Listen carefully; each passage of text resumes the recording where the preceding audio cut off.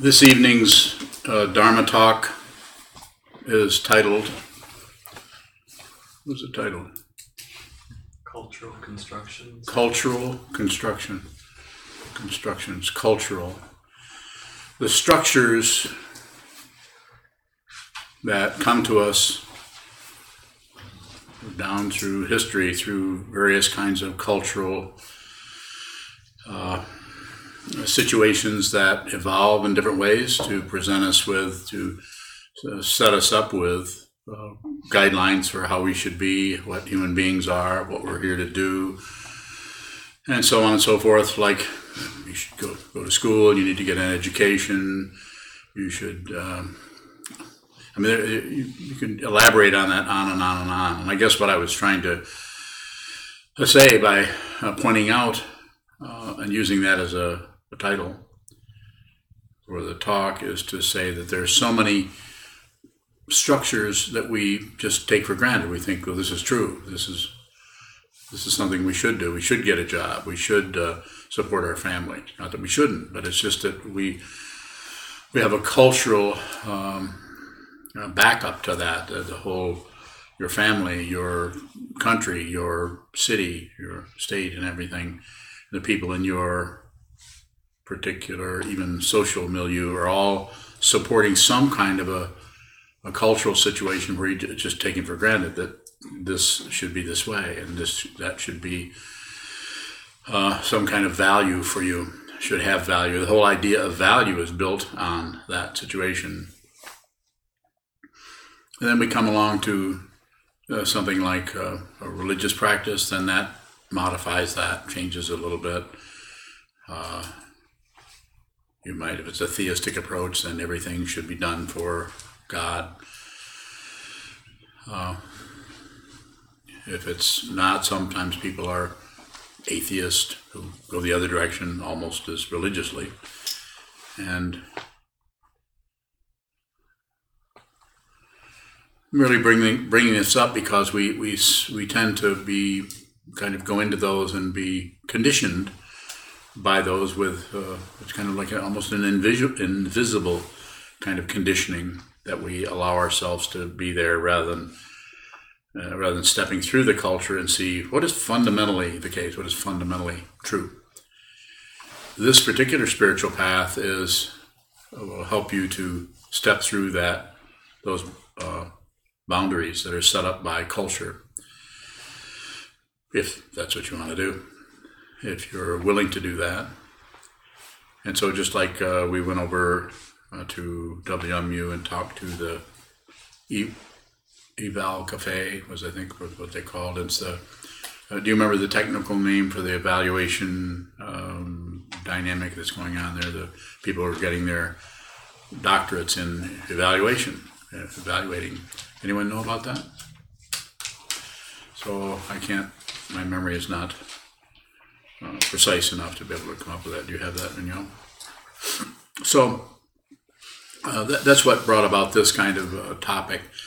Is I noticed here we're with all these people who, and I doubt that they're watching us particularly, and I wouldn't mind if they were, but we noticed that their particular dynamic is one of, there's this particular way that values work, there's a particular way that evaluation takes place, and there's a particular way to break things down into its components so that you can come to some kind of conclusion. Evaluations are about conclusions.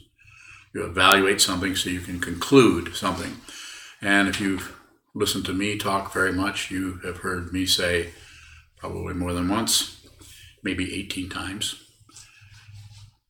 include, don't conclude. Concluding is part of the samsaric world of spiritual, scientific, materialism, a kind of, let's lock it down and get, this is it, this is what we want, that's what we don't want, this is what we want. So it's a way of finding what is true and right and we should be doing, and what we should ignore or set aside or dismiss or lock up. As I'm sure you know the extremes I'm talking about. We're so interested in getting control of everything that we have not, as a culture, with all of our fabrications, our creations and structures and beliefs and assumptions, we have not bothered to look deeply down into what any one given thing actually is. We know what things do. We can watch something, well, that's a car, has wheels, it's a car. Well, wait a minute, no motor, it's a wagon. We go in and we can look at any one thing. It's getting more difficult for us to determine some things that were strong cultural constructs. Sex is one of them. Just in the last, it's been going on for longer than I've been here, which is a long time. But we're not taking that for granted anymore. They're not just saying they're born and if they have a feeling that they are maybe not, they're born a male, but there's something about that they need to be, to really be who they are, they need to be a female. I'm just saying that as an example. And that has been a hard thing for a lot of people in the culture, and still is for some people, to allow to be there, even though it's none of our business what someone wants to do with that. It really is, just like it's none of our business what someone's spiritual path is. Even if two people are both Buddhist, it's none of your business what that other Buddhist, how they're practicing Buddhism, unless that person invites you in and say, well, this is what I'm doing, what do you think? Or somehow gives you permission to talk about that.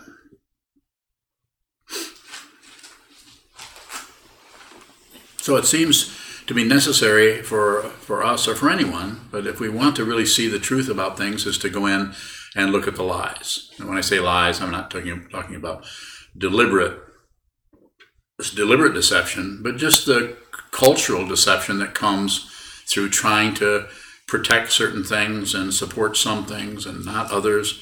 They have the whole idea of, which is a completely misunderstood word, conservative. It's just we should all be very, very conservative about everything, especially the dirt, air, and so on. We should be conservative about that. So it's interesting how words get played in such a way that we move back and forth, and we actually lose track of what the original meaning of any given word actually was.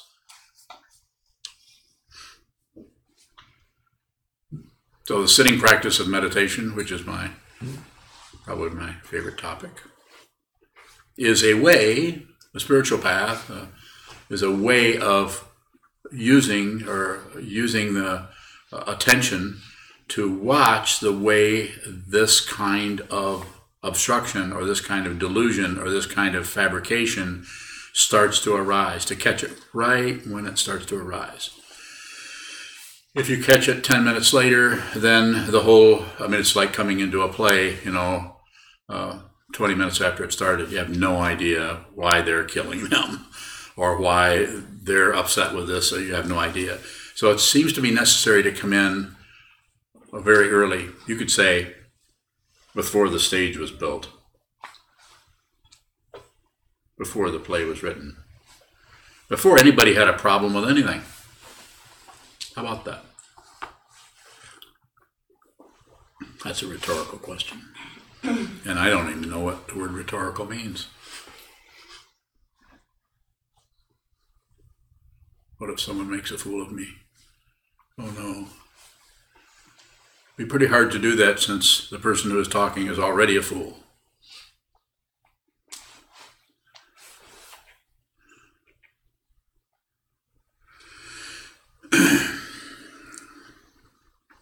So this doesn't mean that what I'm saying, going back to the idea of evaluation, which we discussed today at this short little presentation and had some discussion there. This isn't to say we shouldn't evaluate, we shouldn't weigh things, look at the contrast between this and that, see that this works better in this situation than another thing, and do some kind of evaluation.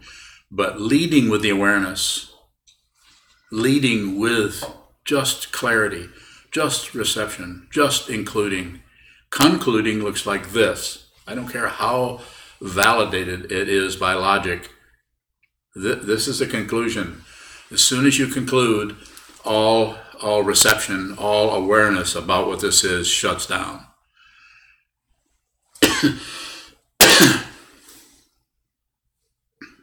Or not. Maybe it doesn't. maybe it keeps going. But it looks like it's something is happening there that gets in the way of the clarity around the perception of what this is, and it gets tied up with what? This and that.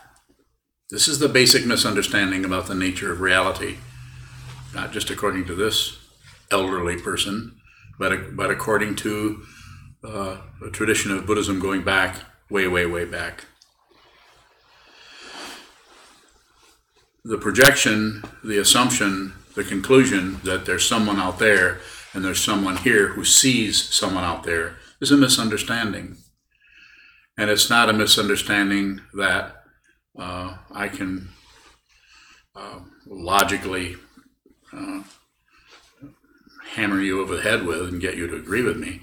Although there are people in Tibet who actually have set up situations where they do use this kind of logic about the nature of reality, and I probably would lose.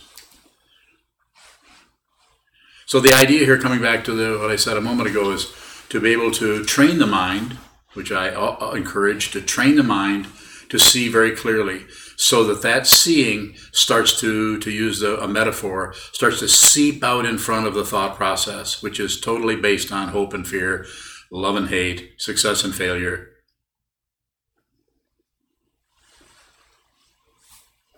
What's the other one? Fun and boredom? Pleasure and pain. Where is it? Pleasure and pain. Yeah, the two P's. PP, pleasure and pain. So, but if the awareness starts to leak out, seep out, migrate out in front, just another metaphor, in front, so that you begin to lead with your awareness, then you don't know what you're seeing. You don't necessarily have a name. And to ego or self-centered mind, or that part of the mind that thinks there is somebody that needs protecting or advancing,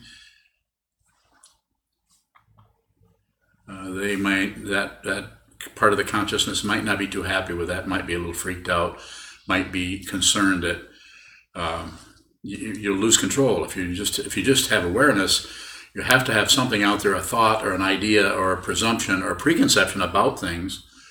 You have to know if this person is coming at you. Are they coming at you with what is that they're holding? Is it a club, or is it wait a minute?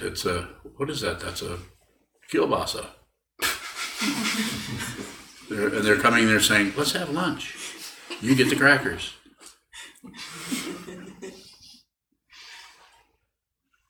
But it's that kind of, silly, but it's that kind of a presumption that we project onto the world around us and it happens, it's so tragic sometimes that people are so intent upon it's an ego situation where people want to grind their preconceptions right into you to the point that they'll even shoot you over it.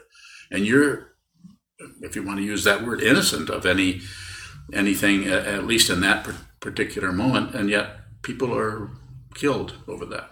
It's just happening just recently in the news. And we don't have any idea what the labyrinth of thoughts, feelings, emotions, causes and conditions that may arise for maybe running around in circles for years before that finally explodes in a particular direction, as somebody needs to be punished for how I feel. I'll say that again. Somebody needs to be punished for how I feel. If you think about that literally, it's like, oh my, that's quite a big misunderstanding. Maybe how would we go about educating people about that so that people would not do that? You might think that I'm about to say, everyone needs to meditate. Well, maybe not in that voice. Everyone needs to meditate. Be peaceful. You agree? Yes or no? Necessarily. Oh, okay. She said not necessarily, but she whispered it just in case I was going to scold her. So again, it's not a position. I don't really have like a position on everyone should meditate. I think everyone should be who they are, should be genuine.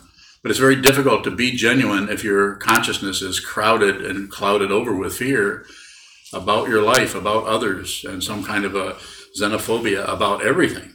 And that leads to just terrible difficulty. And then when we have someone who is really well known, just as crazy, and then that person seems to be validating everyone else. And it's painful to see. What can we do about that? Train your mind. Start with number one, square one.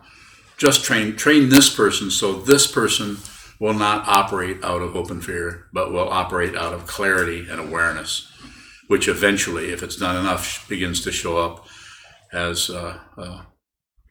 respect and caring or love and just consideration about others, instead of seeing someone who's coming at us, even if they are carrying a club instead of a kielbasa. Even if they are carrying a club, instead of seeing that, we see how much suffering is going on there, rather than we see, this is somebody I gotta take out. Difficult. It's especially difficult to do in our really close relationships where we're really, really, really close to each other, and you would think at that time it would be easier to see, well, they're acting that way. My mate, my wife, my husband, my girlfriend, boyfriend, they're acting that way because they're suffering, they're having difficulty. Instead, what we often do is, how dare you say that to me? How can you treat me that way? We immediately make it into some kind of personal knot of approval, disapproval. So again, coming back, yes? How can we practice taking responsibility for our emotions? Don't add to them. You have an emotion. Here's the emotion coming up. Here's the emotion going away. Here's the emotion coming up when you interfere with it. It's got you, and then you fixate on it. And then, because of the intensity of the feeling, you push on it. You try to think your way out of it. And so it takes a great deal of generosity and what I call giving, really, really giving. Give everything your attention. When the intense feeling, emotion, distress comes up in your mind, give it your attention. Give it your attention. Be generous to your thought patterns. Allow them to be what they are so that you can see what they are and see that they're impermanent and they are unreal. And their fundamental nature is, what did we talk about earlier? Buddha nature. Thoughts are not separate from anything from Buddha nature. Nothing's separate from anything else anywhere. But you could start with your own thought patterns. You have your own path to awakening right in your own frontal lobe.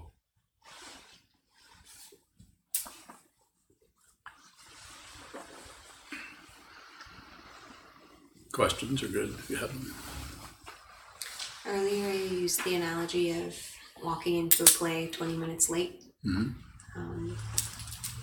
And we need to see before the stage was built, I think you said.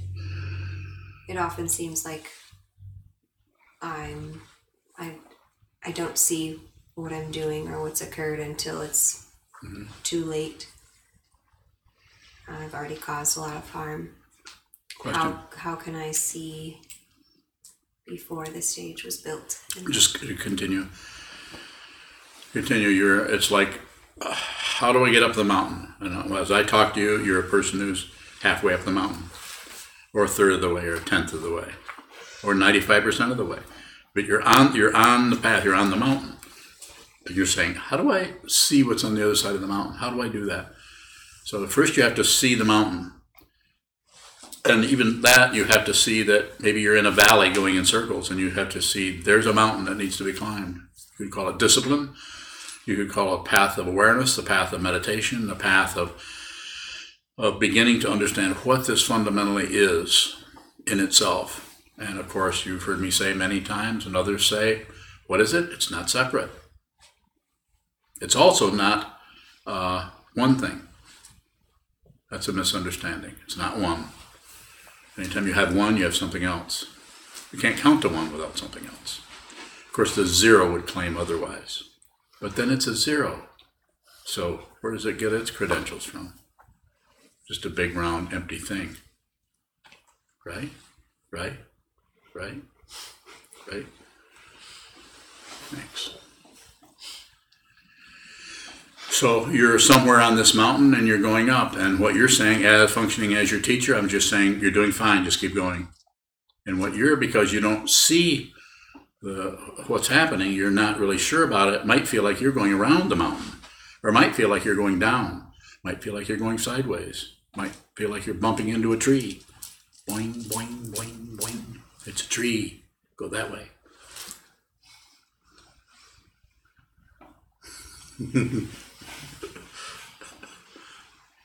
You're not bumping into a tree. You're all right. The idea is just keep going. Even though there's the negativity, there's the difficult feelings, there's some kind of an internal dialogue going on, or monologue that's saying, you're not getting anywhere. You may be doing this wrong. You know, this meditation can't be this. It can't feel like this. Yes, it can. But just keep going. Continue. You're somewhere on that slope, and you're going up. More. What does it look like to see before the stage was built? That's actually to see there really isn't even any mountain. Before anyone has a problem with anything, there's just this. And then we add on things. We add, something happens, we add to it, an idea, a comment, a criticism, an evaluation, like we were talking about today, evaluation. The people at the university are totally happy to be evaluating things and hand out degrees. I'm not saying it isn't hard. I probably would fail. They were all smarter than I am, probably. Yes. What are we climbing if there is no mountain? That's just it. It seems like a struggle, a climb, a path. It seems like a path, but at some point there is no path. I mean, there's a path, but there's no path. It's, again, not two. There's both a path and no path. This is how the teaching of emptiness begins to arise that way. The very thing we thought was solid begins to be empty of what we thought it was. And then the emptiness, even that doesn't work, because then it's like it's too empty. Then it comes back. But first we have to go into the emptiness before it can come back, and then we see that we're not separate from it.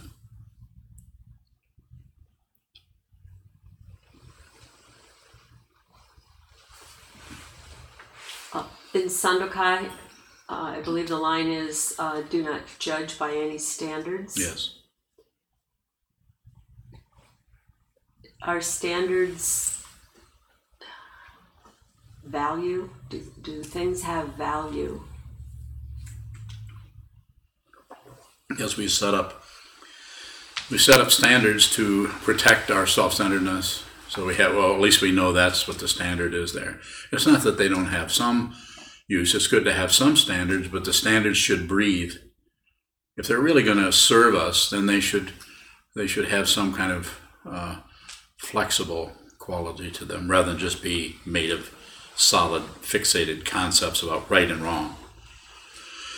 Those just lead to warfare and to judgment and to extreme suffering for everyone, sometimes horrible suffering, because people get so into right and wrong and are operating out of hope and fear that they begin to punish others for how they feel. I'm just trying to imagine what it would look like if we had that kind of openness in this society.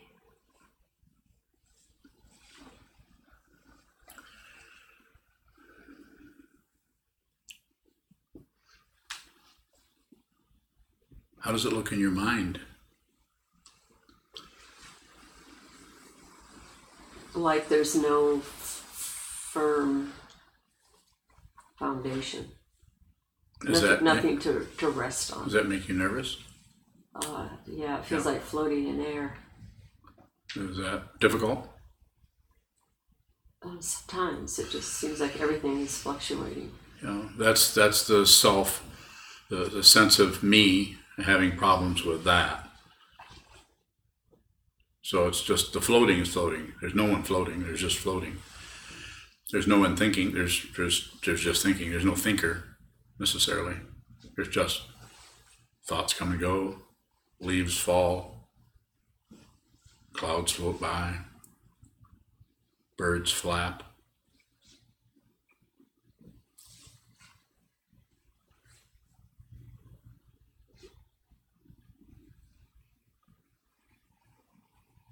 How does the cultural construction of these forms help us?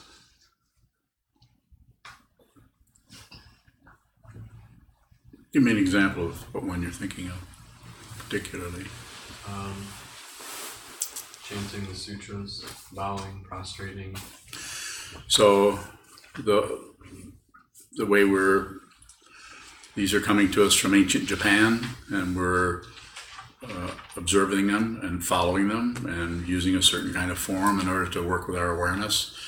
The idea is to build, because the mind is so wild and crazy, it will go lots of different directions. So we need some kind of a structure or form that can contain that awareness, so that we can, just a way of saying it, so that we can be more clear about what is actually happening with the awareness. This is why we do a lot of sitting meditation. Sit down, hold still, and watch the jungle gym go on. It just on and on and on. This happens when you're doing sutras also. Notice how we're evaluating other people's, the way they sound, or we're evaluating the way we sound, or our mind is going this way and that way in this particular container we call a monastery, we call a zendo, or we call chanting the sutras. So it's just a structure that we don't necessarily believe in nor disbelieve in, nor don't deal too much with right and wrong. We don't deal too much with correct and incorrect. We do a little bit of that, but it's not like it's not harsh. More?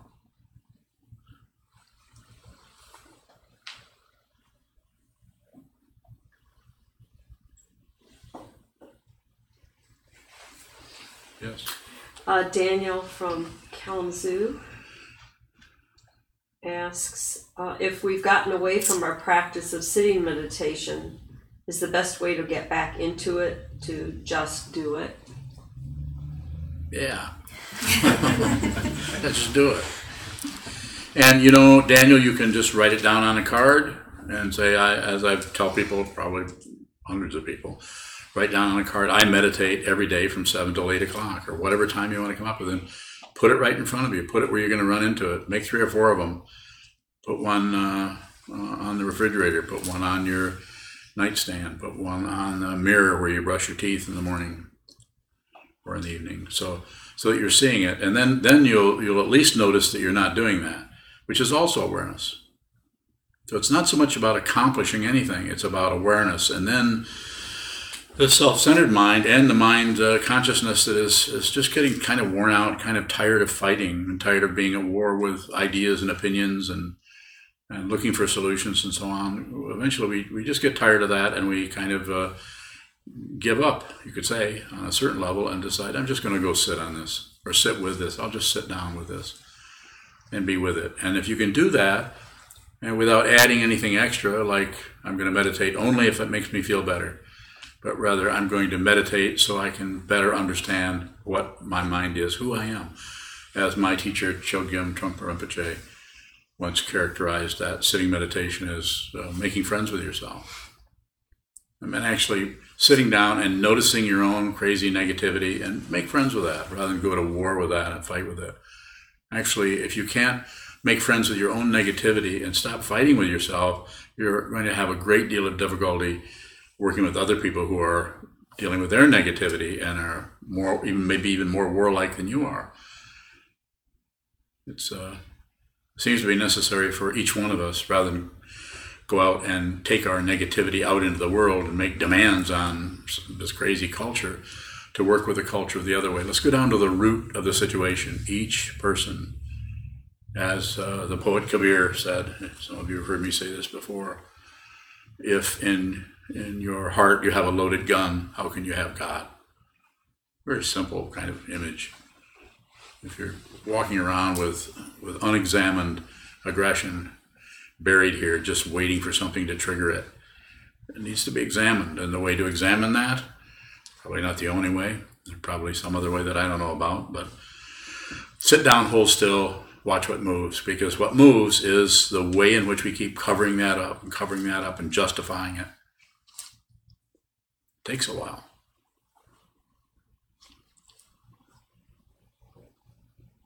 David. How does book study help us see cultural constructions that we're reading? Book study that we do, 8 times a week together as a Sangha, as a group. We get together and study the Buddhist Unconscious, Waldron's book. Today I think we studied Shobo Genzo of Dogen Zenji. We study Bhagavatar Sutra, 30 verses of Vasubandhu, cutting through spiritual materialism and so on. When we come together as a community, as a group of people and study this material, it's both about helping each other understand the material and understand the concepts that are related to the tradition of awareness practice, in our situation we call Buddhism, or studying the Buddha's Dharma or awakened truth. It's that, but it's also about the community. It's about coming together with other people who have their own life, their considerations, their hopes and fears, their issues, their problems, and rubbing elbows with those people around these concepts. It seems to be very, very important. And so the study part could be as much about Sangha, maybe more about Sangha than it is about the actual study. And if you notice, you can do the studying on your own. You can be, as they call in the tradition, a Pratyeka Buddha or a self-styled me first Buddha. I'll attain enlightenment. Good luck to you guys. That kind of a thing. Pratyeka Buddha.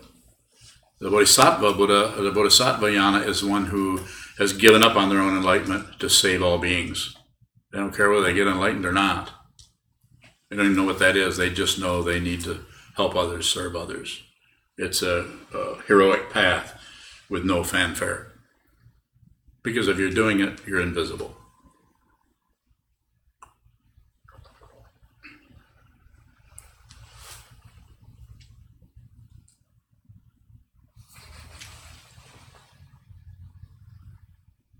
Shoka. What does it mean to help people if there's nowhere If there's what? if there's nowhere to get? Well, the people you're helping think there is. And they're struggling. And they don't know what to do. And they're suffering. And their suffering might manifest to you as being upset with you about what you're not acting like they think you should. And so you meet them where they're at. You don't fight with them. You don't agree with them. You don't ignore them or look away. Just with them. And that also might mean just saying, sorry you're having a rough time, and walking away. I mean, it could be any number of things. More direct question will get you further into this. How do I meet someone where they're at in that kind of a situation? Yeah, go on. How do you meet them in that situation? What else? Without going to war. Okay. So you have to see that you're going to war. You have to acknowledge the warlike stuff coming up. That's a good question. So you have to acknowledge that, but you don't lock and load. You don't hook up your vocal cords. You just feel the intensity. Take responsibility for your emotions. No one has poured a bucket full of emotions into you. They're your emotions. I mean, there isn't anyone, ultimately. But we haven't realized that yet. So until we realize that, we have to be responsible. We have to have the ability to respond to whatever emotions are rising up. That's us. That's ours. Not theirs. They may have, you could say, triggered something that we'd been stuffing. So it's a matter of being aware of that. And sometimes that's difficult because we might feel really intense kind of difficulty or violence towards someone or irritation towards someone. If you can, button your lip. And if you can't, you might have to say, I don't like you very much. You might have to have some version of that. Hopefully it's softer than that. And you can also, if it's something that's really difficult, you can turn and walk away. But do it politely. In our situation, in the monastery as a temple resident, you'd say, I have to go now. See you later. Don't be respectful to the person. But don't necessarily engage on some level of trying to figure something out or blaming. They're blaming you, you're blaming them. Just don't have those mental or sword fights. More? Can you elaborate on the invisibility of serving others? Again, please. Can you elaborate more on the invisibility of serving others? Yes, I can. It's invisible because there's no, the one who is functioning in that way is nobody. So therefore there's no attempt to show up as a helping person. Other people might think that you're maybe helpful or not so helpful. They could think whatever they want. But your function is totally about helping others. And that helping may show up as not meddling with them. Pretty invisible. They're over there saying this. They might be even asking you, come on, I need your help on this. I've asked you, but you won't help me. Why do you help other? I've had somebody actually say to me, why do you help all these people? You never help me.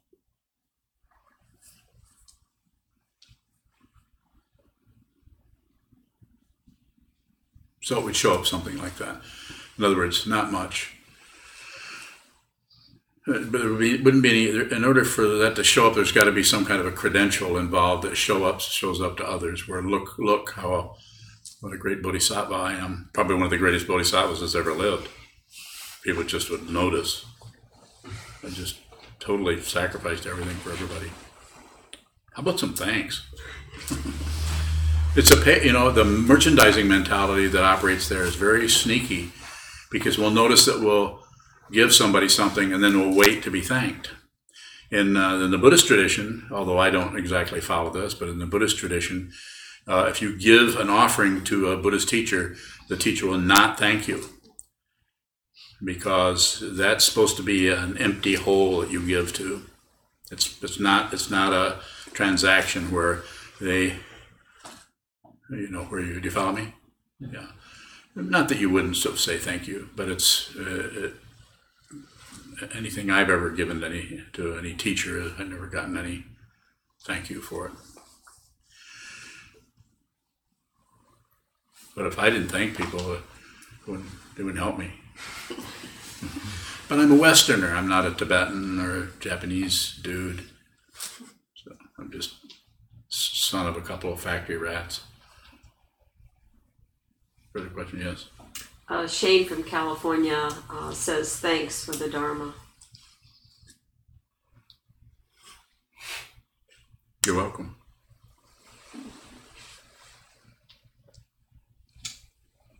Yes, David. When you talked about the stuffing of emotions and things, what is the cultural construction doing to facilitate that? Oh my gosh, there could be so many things. There's just so many. Your culture is about right and wrong. It's not about fundamentally helping people. If a 14-year-old goes into a store and picks up a toy or some candy or puts it in their pocket, they could end up in the juvenile home, especially if they do it more than once.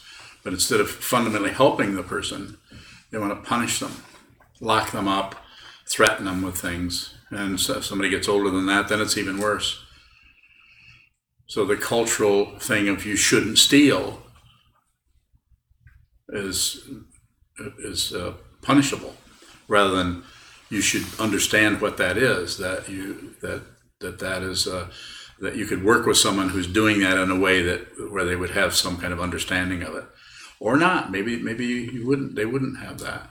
But we usually don't work to help people. We work to make them right or wrong. It's cultural. More?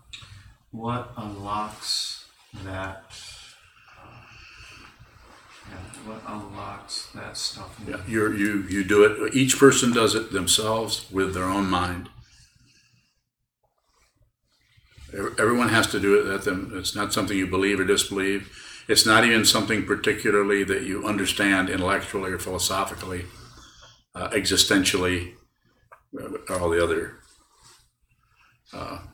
variations on it. It's something you just understand because you found out who this is.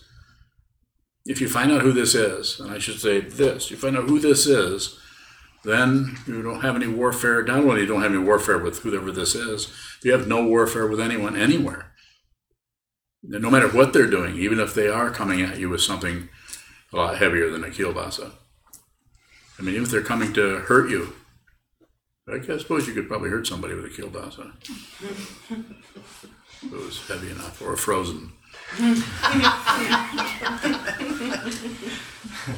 So the idea is to actually, instead of immediately projecting on enemy, I realize it could be a little dangerous to live in that way, but we could start in a safe place like a zendo, or like your meditation room or your bedroom where you sit down to meditate. Sit down, get to know yourself. Stop fighting with yourself. Stop correcting yourself. Stop accepting yourself. Passion, aggression, ignorance, don't do any of them. And if you do, then just watch the way you keep ignoring, or watch the way you keep grasping at things and explaining things and justifying things, or watch the way you keep fighting with things and want to get rid of things and want to end your life or end somebody else's life. They just want it to come to an end. You've had enough. No, you haven't. There's a saying in the Tibetan lineage that says characterizes the bodhisattva: better for me to live, let me live. Better for me to die, let me die. This isn't some kind of nihilism. It's just a way of relatively talking about one's attitude towards one's life and towards the world. That you have a willingness that you're developing. You want to have a willingness to be with all things. You want to function in the strongest way possible as a sane, uplifted human being who is not separating themselves from anything or anybody by virtue of some kind of concept of good and bad or right and wrong. Not easy. It's a crazy world. Sanchu. What happens to our conditioning when the self is seen through? So it could still function. It probably won't be as, you won't see it as much. It may show up, it may go away, it may come back. It's constantly changing. You no longer can find some kind of conditioned self. You see the conditioning, but then you can't find anybody who's having it. Or else you'll find somebody, but they don't have any conditioning. So it's always elusive from the point of view of trying to find a reference point. And then you could also say, nothing happens. What do you think?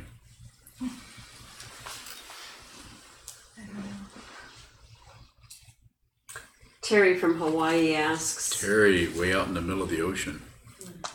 can you talk more about the emotion of disappointment when one begins to see that there's nothing else but this? Yes, I can. I'm saying just look at the disappointment. Don't explain it. Don't justify it. Don't condemn it. Do nothing with it. And just nothing lasts. So even the feeling of disappointment, if you don't fiddle with it, if you fiddle around with it and try to explain it or elaborate on it, then it kind of hangs around because it thinks it has some kind of status. But there is no status. Now, even the status of being a disappointed person will go. It will fall apart. To actually transcend this world is to have no status at all. And so disappointment is some kind of an emotional reaction to not getting what you want, not getting what you thought was supposed to happen. Oh, I thought enlightenment would be like this. I thought awakening would have this kind of a quality, or I would be really peaceful and happy all the time. Good luck.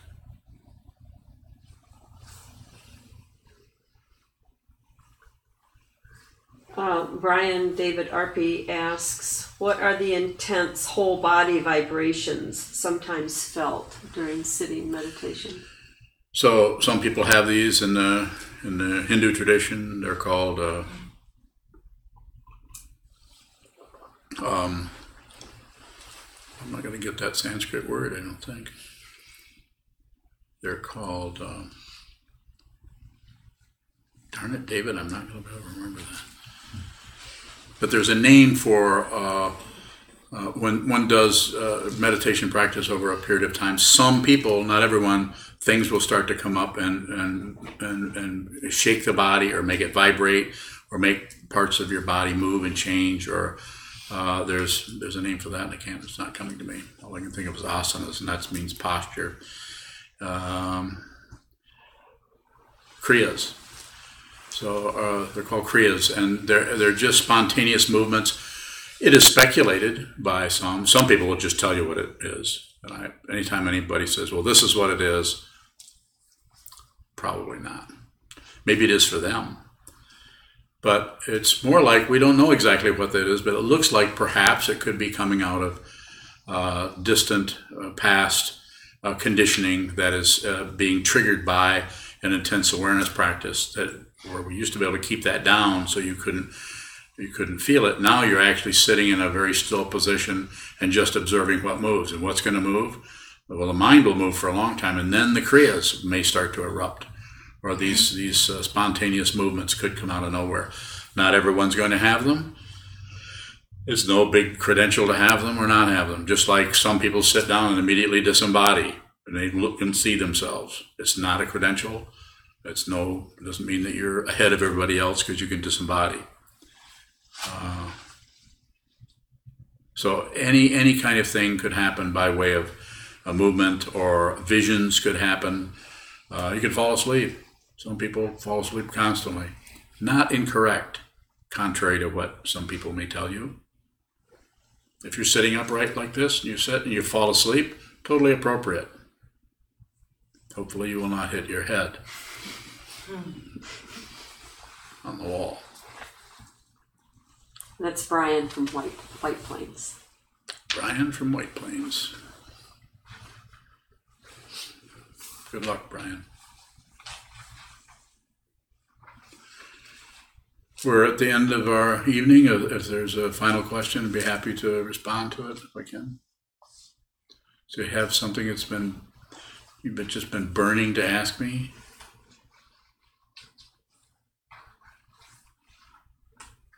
I have something I can ask you, and you don't even have to respond. I want you to think about it, though.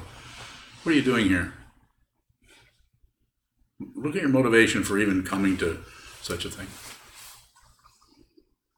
I know you wanted to come to visit. So you get a pass. But I mean, you could say, what is this about? I mean, this is a very good thing to ask. And if you go down into that, you'll see it's a very personal kind of longing for something, wanting to understand something more deeply, more clearly. That's how it shows up for me.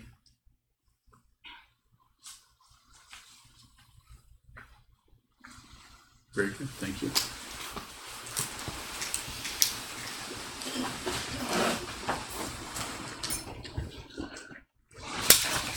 We'll stand and dedicate the merit in the back of our red chant books.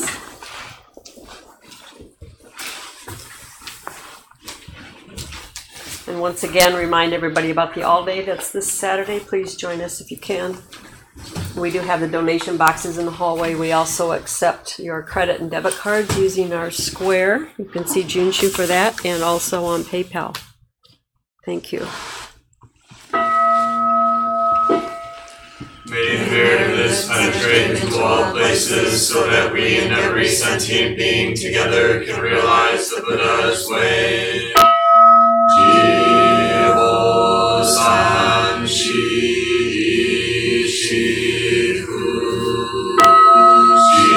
shison musa oko san oko jahoromi.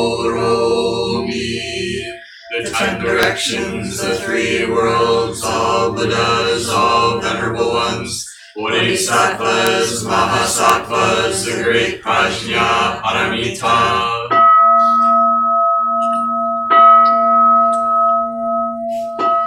O Buddhas and Bodhisattvas of the 10 directions and the 3 times, please hear us. Please come down out of the light and protect Sokukoji Buddhist Temple Monastery, our Sangha, families, friends, and visitors. Heal everyone who is unhappy, sick, or suffering, and fill them with light.